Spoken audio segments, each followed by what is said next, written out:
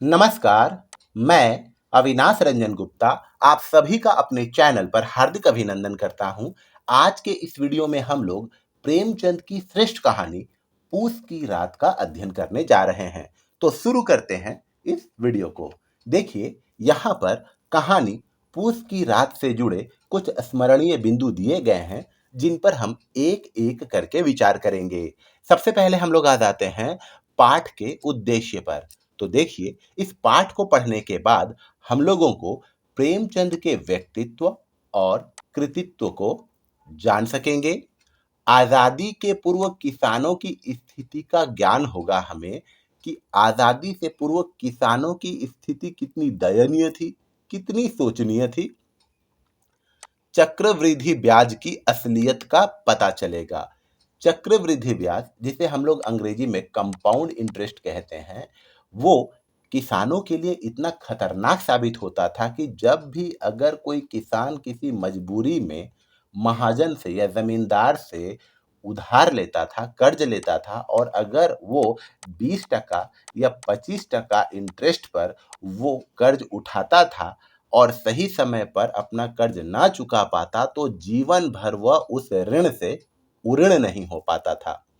पाठकों की वैचारिक समृद्धि होगी, अर्थात वैचारिक स्तर पर, थिंकिंग लेवल के स्तर पर पाठकों की समृद्धि होगी, भाषा कौशल की जानकारी होगी तथा उन्हें अन्य जानकारियां भी प्राप्त होगी। अब हम लोग बढ़ते हैं अगले बिंदु की तरफ, जो है लेखक परिचय। देखिए, इनका असली नाम था लाला धनपत राय। इनका जन्म 1980 में बनारस के लम्ही नामक गांव में हुआ और ये हिंदी के भी ज्ञाता थे, उर्दू के भी ज्ञाता थे, अंग्रेजी के भी ज्ञाता थे। इन्होंने 1.5 दर्जन के आसपास उपन्यास लिखे और लगभग 300 से अधिक कहानियां। आप वीडियो को पॉज करके लेखक परिचय का अध्ययन जरूर कीजिएगा। आपको ये भी जान लेना चाहिए कि प्रेमचंद जी को युग दृष्टा और उपन्यास सम्राट के नाम से भी नवाजा गया है और इनकी सारी कहानियां मानसरोवर के 8 खंडों में संग्रहित हैं। अब हम लोग बढ़ते हैं अगले बिंदु की तरफ, जो है पाठ की प्रस्तावना। देखिए, पूस की रात कहानी का कथ्य अर्थात प्लॉट किसान जीवन से संबंधित है। प्रेमचंद ने इस कहानी के माध्यम से बताया है कि किस तरह कठोर परिश्रम करने के बावजूद किसान हमेशा अभावों से घिरा रहता है और कर्ज से मुक्त नहीं हो पाता। लगातार शोषण से उत्पीड़ित किसान की आस्था किसानी से डगमगा उठती है। किसान की मेहनत पर जब पानी फिर जाता है, अर्थात उसकी फसल नील गायों द्वारा नष्ट हो जाती है, तो वह दुखी नहीं होता, अपितु प्रसन्न होकर नाचने लगता है। कहानी के इसी कथ्य का विश्लेषण एक भावनात्मक परंतु वास्तविक कहानी पूस की रात में विस्तार से किया गया है। अर्थात एक किसान जिसका नाम हल्कू होता है, वह एड़ी चोटी का जोर लगाकर अपने खेतों में फसल उगाता है और वो सारी फसल बेचकर भी ऋण से उऋण नहीं हो पाता है। और एक बार जब उसकी फसल लगी हुई थी और वो फसल रात के समय नील गायों द्वारा नष्ट कर दी गई, तो भी वह दुखी नहीं होता है। वह यह सोचकर प्रसन्न होता है कि चलो, अब ठंड में कम से कम रात को खेतों में सोना तो नहीं पड़ेगा। चलिए, हम बढ़ते हैं अगले बिंदु की तरफ, जो है पात्र परिचय। देखिए, पात्र और चरित्र चित्रण। तो इस कहानी में कुल 4 पात्र आते हैं, जिसमें पहला है हल्कू। ये किसान है। उसकी पत्नी मुन्नी, सहना जो कर्ज वसूलने आता है, अर्थात वो लेनदार है। हल्कू का पालतू कुत्ता जबरा। ये मुख्य 4 कैरेक्टर हैं। सहना का जिक्र सिर्फ कहानी के आरंभ में आता है, उसका कहानी में प्रत्यक्ष प्रवेश नहीं होता। मुन्नी कहानी के पहले और अंतिम भाग में आती है। पहले भाग में वह हल्कू को 3 रुपए सहना को देने से रोकती है। उस समय उसके माध्यम से प्रेमचंद कहानी की कथा वस्तु पर प्रकाश डालने वाली कई बातें कहलाते हैं। उन बातों से और बात करने के अंदाज से उसके दृढ़ व्यक्तित्व का पता चलता है। उसके अर्थात मुन्नी के, हल्कू की पत्नी। इसके बाद अंतिम भाग में वह पुनः आती है, जब खेत नष्ट हो जाने के बाद वह सवेरे अपने पति के पास पहुंचती है और उसे जगाती है, यहाँ उसका दूसरा रूप सामने आता है। खेत नष्ट हो जाने से यहाँ वह चिंतित नजर नहीं आती है, लेकिन प्रेमचंद ने इस चरित्र का अधिक विस्तार नहीं किया है। जबरा खेत पर हल्कू के साथ रहता है। जबरा अर्थात हल्कू का पालतू कुत्ता। उसकी स्वामी भक्ति, खेत नष्ट होते देखकर अपने स्वामी को सावधान करने की कोशिश, भौंक भौंक कर जानवरों को भगाने की कोशिश और अंत में असफल हो जाने पर पस्त होकर लेट जाना उसको काफी जीवंत पात्र बना देते हैं। हल्कू, अब हम लोग इसके बारे में भी जान लेते हैं। हल्कू पूस की रात का केंद्रीय चरित्र है। वह गरीब किसान है। उसके पास कुछ खेती लायक जमीन है। जमीन कितनी है इसका विवरण प्रेमचंद ने नहीं दिया है, लेकिन हल्कू की आर्थिक स्थिति से अनुमान लगा सकते हैं कि वह बहुत मामूली हैसियत का किसान है और खेती योग्य जमीन भी बहुत कम होगी। जमीन पर जो उपज होती है वह घर परिवार के लिए पर्याप्त नहीं है, इसलिए उसे कर्ज लेना पड़ता है। उसकी सारी उपज कर्ज चुकाने में चली जाती है, फिर भी वह ऋण से मुक्त नहीं हो पाता, इसलिए उसे मजदूरी करनी पड़ती है। यद्यपि मजूरी से बचाए पैसे भी उसे महाजन को देने पड़ते हैं। यहाँ हमें ये पता चलता है कि हल्कू एक किसान है, लेकिन किसानी से वह अपने ऋण को नहीं चुका पा रहा है, इसलिए वह मजदूरी भी करता है और मजदूरी के पैसे भी ऋण चुकाने में ही चले जाते हैं।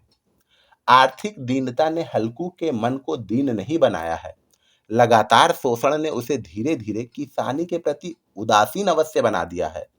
हल्कू के स्वभाव का परिचय हमें कहानी की शुरुआत से ही लग जाता है। जब सहना कर्ज मांगने आता है, तब उसकी पत्नी मजूरी से बचाए 3 रुपए देने को तैयार नहीं होती, जबकि हल्कू का दृष्टिकोण ज्यादा व्यवहारिक है। वह जानता है कि इससे बचने का कोई उपाय नहीं है। अगर अभी वह रुपया नहीं देगा तो उसे गालियां और घुड़कियां सहनी पड़ेंगी। जब वह यही बात मुन्नी को कहता है तो मुन्नी कहती है, गाली क्यों देगा, क्या उसका राज है।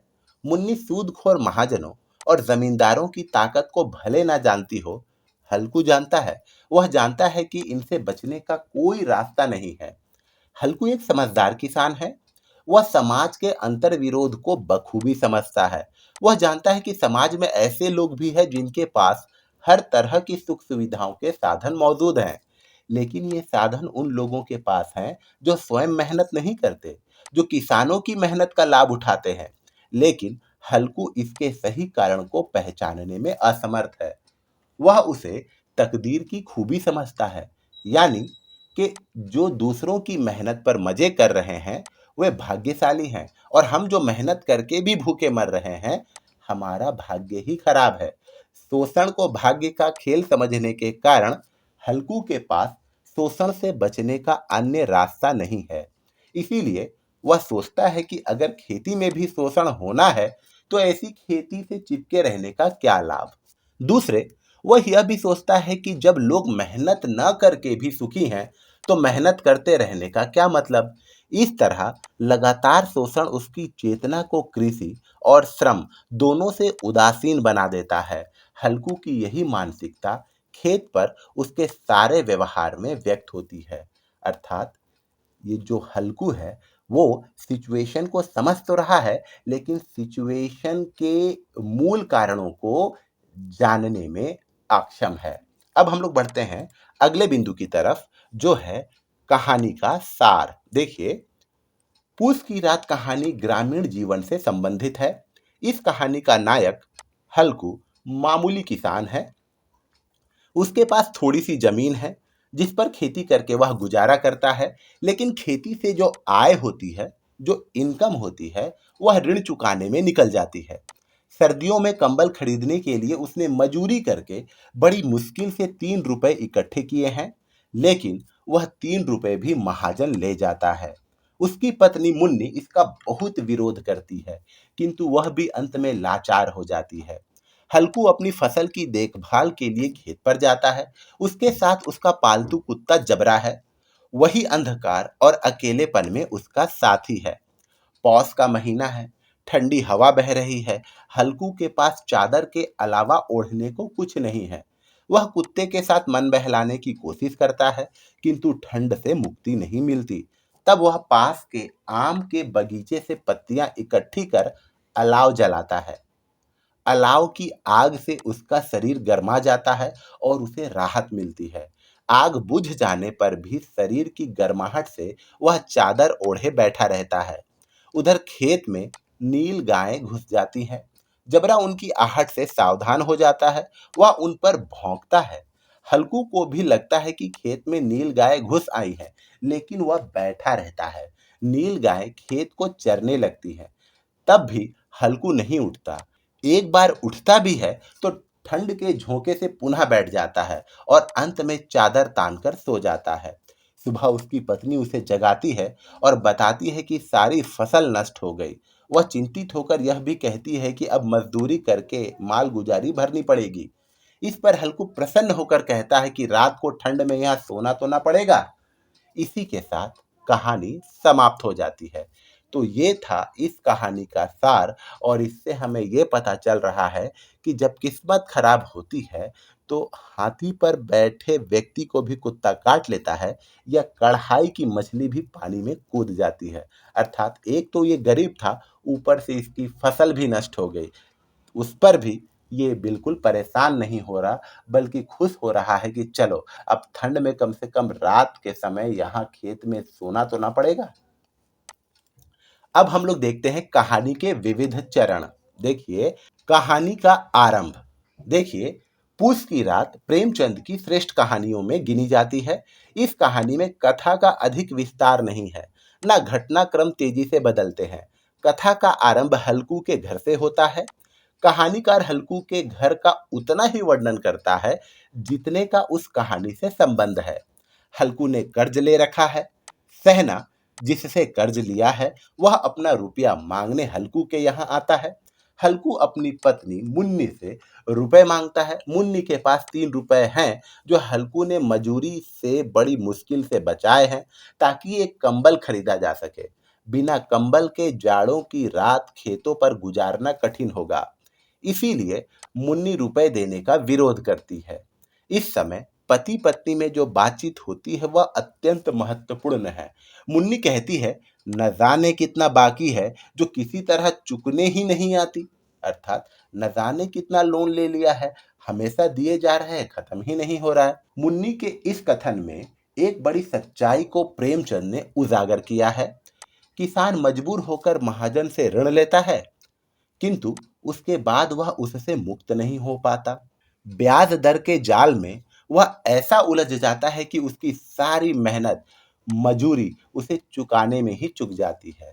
मुन्नी किसानों के जीवन की इस व्यवस्था को और उजागर करते हुए कहती है, मर मर कर काम करो, उपज हो तो बाकी दे दो, चलो छुट्टी हुई, बाकी चुकाने के लिए ही तो हमारा जन्म हुआ है।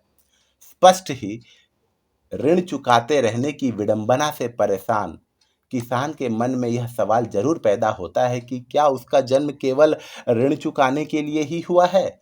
क्या उसकी मेहनत इसी तरह दूसरे हड़पते रहेंगे और अपना पेट भरने के लिए उसे मजूरी करनी पड़ेगी? अगर अपना पेट भरने के लिए मजूरी ही करनी है तो फिर खेती से चिपके रहने का क्या मतलब?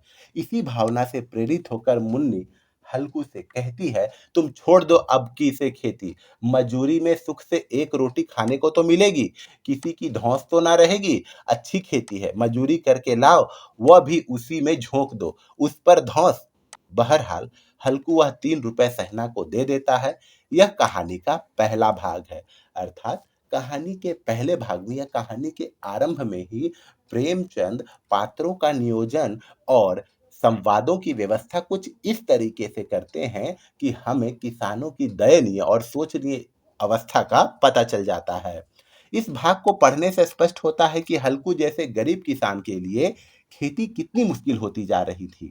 यहाँ तक कि वे यह भी सोचने लगते हैं कि क्यों ना किसानी छोड़कर मजूरी की जाए। कहानी का शेष अंश किसान की इसी मनोदशा का अत्यंत मार्मिक चित्रण करता है। अब देखते हैं हम लोग कहानी का विकास। देखिए, कहानी का दूसरा भाग हल्कू के अपने खेत पर आरंभ होता है। पूस की अंधेरी रात है। हल्कू के साथ सिर्फ उसका पालतू कुत्ता जबरा है। ठंडी हवा चल रही है। हल्कू के पास सर्दी से बचने के लिए एक चादर भर है, लेकिन वह चादर उस ठंड से उसकी रक्षा नहीं कर पाती। हल्कू की मनोभावनाएं प्रेमचंद ने यहाँ जबरा के साथ हल्कू की बातचीत से व्यक्त की है। यद्यपि कुत्ता होने के कारण जबरा हल्कू की किसी बात को ना समझ सकता है, ना जवाब दे सकता है, लेकिन जबरा के प्रति हल्कू की आत्मीयता उसकी हृदयगत ऊंचाइयों को व्यक्त करती है। खेत में हल्कू की सबसे बड़ी चिंता ठंड से बचाव की है। वह जबरा को संबोधित कर कहता है कि इतनी सर्दी में तुम मेरे साथ क्यों आए। फिर इसी तरह की बात करते हुए वह अपनी स्थिति की तुलना उन भागवान अर्थात भाग्यवान लोगों के साथ करने लगता है, जिनके पास जाड़ा जाए तो गर्मी से घबरा कर भागे। मोटे मोटे गद्दे, लिहाफ, कंबल, मजाल है जाड़े की गुजर हो जाए। तकदीर की खूबी है, मजूरी हम करें, मजा दूसरे लूटे। यहाँ हल्कू की बातों के माध्यम से प्रेमचंद समाज के एक बहुत बड़े अंतर विरोध को उजागर करते हैं। वह एक तरह से यह प्रश्न उठाते हैं कि ऐसा क्यों है कि मेहनत करने वाला किसान तो भूखा सोता है और उसकी मेहनत का फल भोगने वाले मजा करते हैं। जाहिर है हल्कू के पास इस सवाल का जवाब नहीं है, वह तो इसे तकदीर की खूबी ही मान रहा है। हल्कू की इस मानसिकता की तुलना अगर कहानी के आरंभ में मुन्नी की बातों से करें तो हम आसानी से समझ सकते हैं कि दोनों एक सी ही बात सोच रहे हैं। अगर हमारी मेहनत दूसरों के पास ही जानी है तो खेती से जुड़े रहने का क्या लाभ। कहानी का आगे का हिस्सा हल्कू की जाड़े से बचाव की कोशिश के रूप में सामने आता है। पहले वह चिलम पीता है, फिर चादर ओढ़कर सोता है, तब भी सर्दी से बचाव नहीं होता, तो वह कुत्ते को अपनी गोद में सुला लेता है। कुत्ता हल्कू की इस आत्मीयता को महसूस भी करता है। इसीलिए जब किसी जानवर की आहट आती है तो वह चौकन्ना होकर भौंकने लगता है। आखिर जब सर्दी से किसी तरीके से बचाव नहीं होता तो हल्कू अलाव जलाता है अर्थात आग जलाता है। अलाव से उसको काफी राहत मिलती है, उसका शरीर गर्मा जाता है, एक नया उत्साह उसके मन में पैदा होता है और वह जबरा के साथ अलाव से कूदने की प्रतियोगिता भी करने लगता है। धीरे धीरे अलाव भी बुझ जाता है, लेकिन शरीर की गर्माहट हल्कू को काफी अच्छी लगती है। वह गीत गुनगुनाने लगता है, लेकिन बढ़ती सर्दी उसके अंदर आलस से बढ़ाने लगती है। यहाँ कहानी में एक महत्वपूर्ण मोड़ आता है। कहानी की परिणति अर्थात कहानी का समापन देखिए। हल्कू के खेत में नील गायों का झुंड घुस आता है, जिनकी आहट पर जबरा भौंकता हुआ खेत की ओर भागता है। हल्कू को भी लगता है कि जानवरों का झुंड खेत में घुस आया है। फिर उनके कूदने दौड़ने की आवाजें भी आने लगती हैं और फिर खेत के चरने की भी। लेकिन हल्कू नहीं उठता। वह अपने मन को झूठा दिलासा देते हुए सोचता है कि जबरा के होते कोई जानवर खेत में नहीं आ सकता। जबरा लगातार भौंकता रहता है, लेकिन हल्कू को आलस से घेरे रहता है और एक बार वह उठता भी है तो दो तीन कदम चलता है, लेकिन ठंड के तेज झोंके के कारण वह फिर अलाव के पास आकर बैठ जाता है। आखिरकार नील गाय पूरे खेत को नष्ट कर जाती है। यहाँ प्रश्न उठता है कि हल्कू अपनी फसल को बचाने की कोशिश क्यों नहीं करता। क्या वह आलसी है? क्या वह ठंड के मारे इतना परेशान था कि अपनी फसल को नष्ट होना भी वह सर्दी के मुकाबले बर्दाश्त कर सकता था? स्पष्ट ही कारण ये नहीं है। कारण जैसा कि कहानी से साफ है, हल्कू की वह मानसिकता है जिसकी चर्चा हम पहले कर चुके हैं। आखिर वह अपनी फसल की रक्षा किसके लिए करे? क्या सिर्फ महाजनों को लुटाने के लिए? अगर उसकी मेहनत सूदखोरों और जमींदारों के पास ही जानी है तो फिर नीलगाय चर ले तो क्या। वस्तुतः लगातार शोषण ने हल्कू को अपनी ही मेहनत से उपजाई फसल से उदासीन बना दिया है। उसे ये लगने लगा है कि ये फसल मेरे खेत में तो हुई है, लेकिन इस पर मेरा अधिकार नहीं है। इसीलिए उसकी मुख्य चिंता सर्दी से बचने की हो जाती है, फसल को बचाने की नहीं। यही कारण है कि वह अपनी पत्नी के यह कहने पर कि अब मजूरी करके माल गुजारी चुकानी पड़ेगी, तो वह कहता है रात को ठंड में यहाँ सोना तो ना पड़ेगा। अब हम लोग बढ़ते हैं इस कहानी के परिवेश की ओर। देखिए, पूस की रात की रचना प्रेमचंद ने 1930 में की थी। उस समय भारत में अंग्रेजों का राज था, अर्थात ब्रिटिश हुकूमत थी। अंग्रेजी राज में भारत के किसानों की दशा अत्यंत दयनीय थी। जमींदारी प्रथा के कारण आम किसानों का भयंकर शोषण होता था। उनकी उपज का बड़ा हिस्सा जमींदार मालगुजारी के रूप में वसूल कर लेते थे।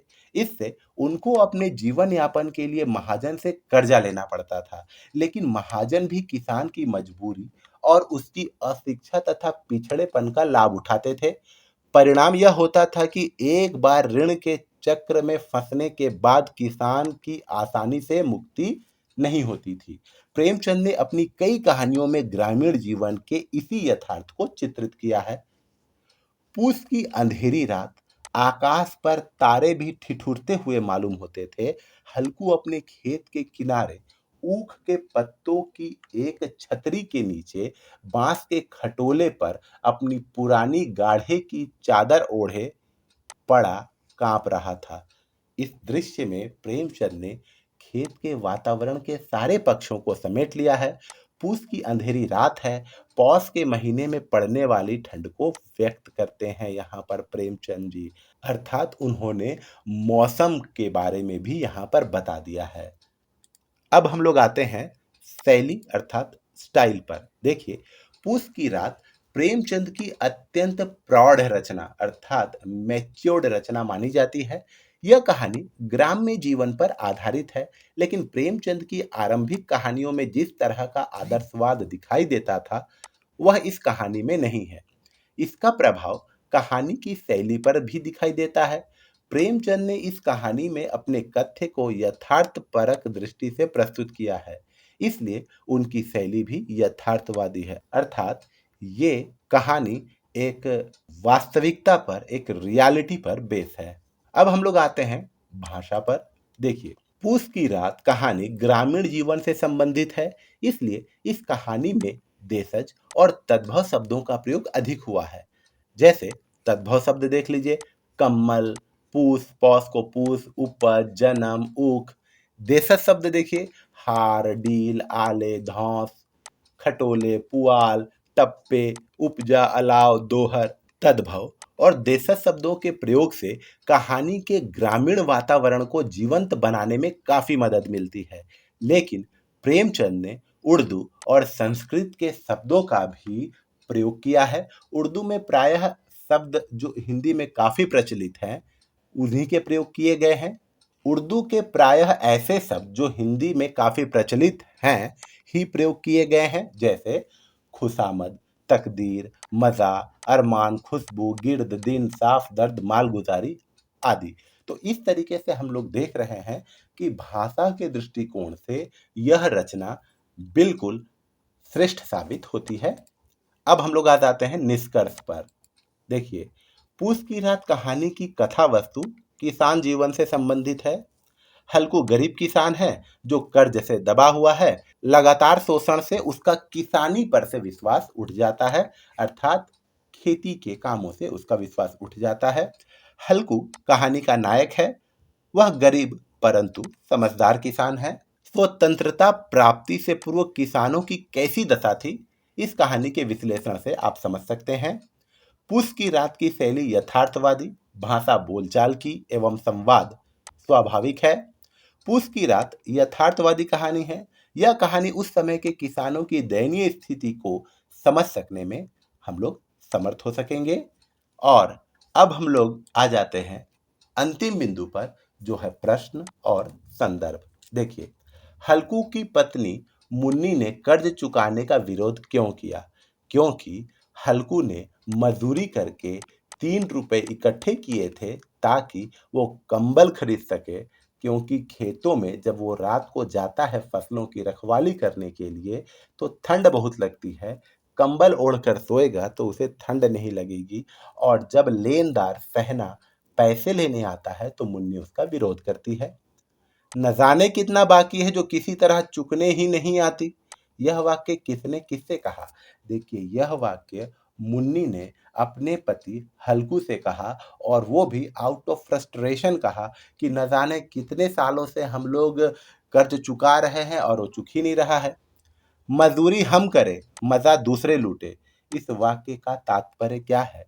देखिए, मज़दूरी हम करें, मज़ा दूसरे लूटें।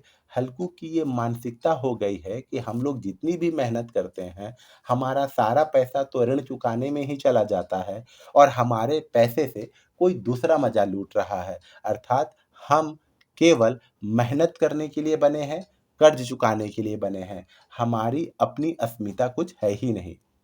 हल्कू ने खेत पर ठंड से बचने के लिए क्या किया?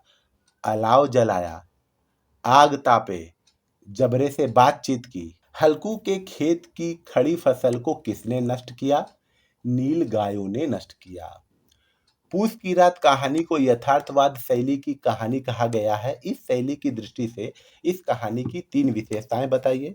देखिए, पहली विशेषता तो ये है कि आज़ादी से पूर्व किसानों की स्थिति सचमुच दयनीय थी। उसके बाद चक्रवृद्धि ब्याज के आधार पर जब कोई किसान 20% या 25% के आधार पर महाजन से या जमींदार से लोन लेता था और अगर उसके इंस्टॉलमेंट फेल हो जाते थे तो वो लोन जो है वो मूलधन से भी ज्यादा हो जाता था, जिसकी वजह से वो कभी भी अपने लोन से मुक्त नहीं हो पाता था। ये सही बात है। और तीसरा, मजदूरी करने वाले कभी भी जीवन में आगे नहीं बढ़ते। वो हमेशा दूसरों के सपनों को पूरा करते हैं या दूसरों के लिए मेहनत करते हैं। पूस की रात कहानी की मुख्य समस्या क्या है? पूस की रात कहानी की मुख्य समस्या है सरकार का किसानों के प्रति उदासीन होना, अशिक्षा, जमींदारी प्रथा की कुनीतियां एंड वगैरह वगैरह।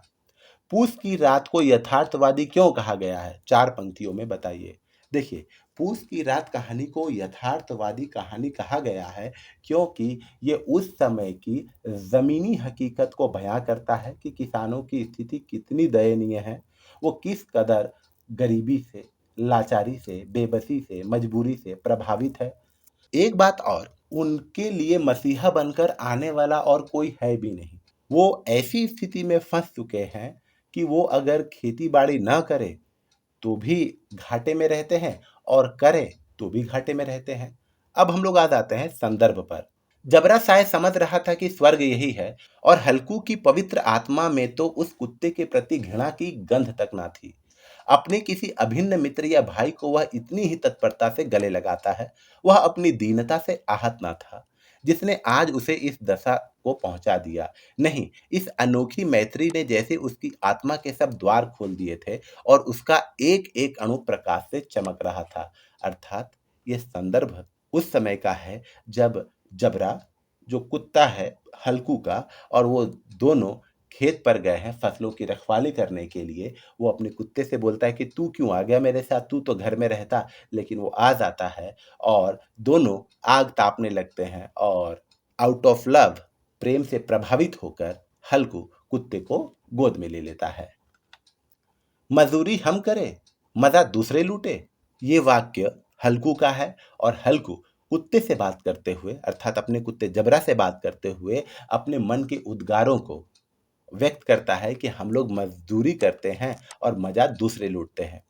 न जाने कितना बाकी है जो किसी तरह चुकने ही नहीं आती। मैं कहती हूँ, तुम क्यों नहीं खेती छोड़ देते, मर मर कर काम करो और उपज हो तो बाकी दे दो। चलो छुट्टी हुई, बाकी चुकाने के लिए ही तो हमारा जन्म हुआ है। पेट के लिए मजदूरी करो, ऐसी खेती से बाज आए।